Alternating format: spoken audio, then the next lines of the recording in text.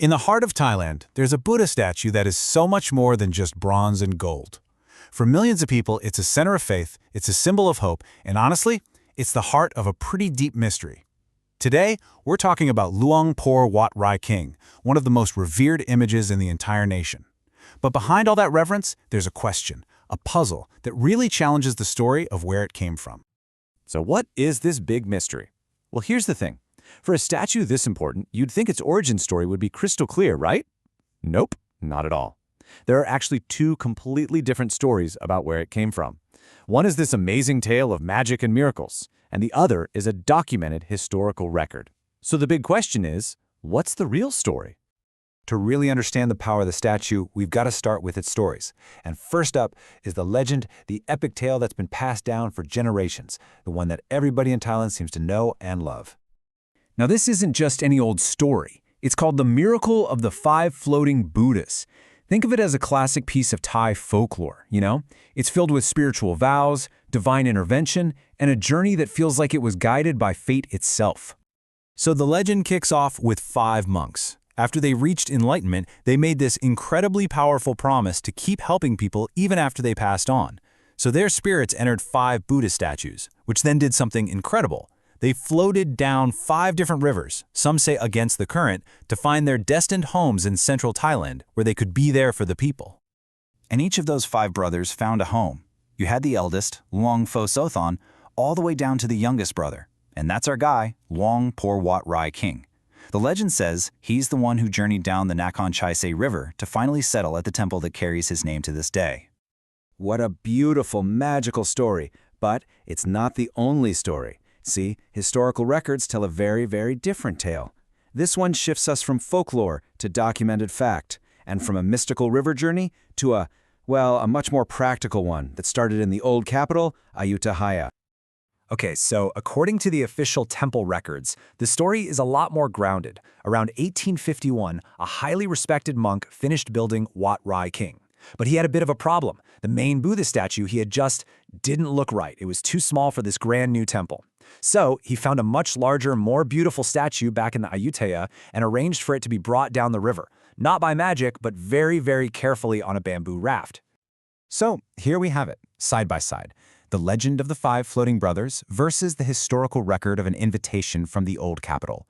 A mystical journey versus a logistical one. A spiritual brotherhood versus a practical commission. This is really the central conflict in the statue's identity. And this brings us to a really crucial question. If there's so much debate about where Luang Pho Wat Khing even came from, then why is it one of the most venerated Buddha images in all of Thailand? The answer, it seems, goes way beyond its origin story. The statue's immense power in people's hearts really seems to boil down to 2 other key things. First, its tangible, undeniable artistic beauty. And second, its intangible but incredibly powerful reputation for working miracles. I mean, from an art history perspective, this statue is fascinating. Experts believe it's this stunning mashup of 3 different artistic periods in Thailand. The noble posture of the body, that's classic Chiang Asan style. The elegant, slender hands, pure Sukhothai, and that incredibly serene face is a perfect example of the Ratanakosin era. It's basically a masterpiece that embodies centuries of Thai artistic genius. And then you have the miracles. The very first one is said to have happened on the day it was installed in the temple. The story goes that it was a blistering hot day, but as the statue was being moved into place, the sky clouded over and a cool rain started to fall. So, from its very first day, the statue became a symbol of relief from suffering, of peace, and of the prosperity that rain brings. And over the years, that belief just grew stronger. People believe its holy water can heal the sick. They pray to it for success in their businesses. It's seen as a protector against all kinds of dangers. And get this, there's this curious legend that when people try to apply gold leaf to its body as a sign of respect, it often just doesn't stick, as if the statue itself is beyond those kinds of worldly decorations. So this powerful mix of art and miracles has created a legacy that is very much alive. This isn't just ancient history. It's a vibrant, active faith that you can literally see and feel today. And this faith is expressed in these really big, public ways. When someone's prayer is answered, they don't just say a quiet thank you. They come back to the temple with these specific traditional offerings. Beautiful, star-shaped kites, sometimes mountains of boiled eggs, and the celebratory sound of firecrackers being set off in gratitude. It's amazing to see. Now, the absolute peak of all this devotion is the annual temple festival. And let me tell you, this is not a small local fair. It is one of the biggest religious events in the country. It draws hundreds of thousands of people from every corner of Thailand, all coming to pay their respects and feel connected to the power of Luang Pho Wat Rai Khing. So we're left with this, aren't we?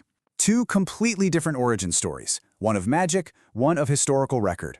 And it really makes you wonder, does the power of a sacred symbol come from its provable, verifiable history, or does it come from the collective faith that millions of people place in it over centuries? For Luang Pho Wat Rai Khing, maybe the truest origin story isn't about how it arrived at the temple, but how it arrived in the hearts of the people.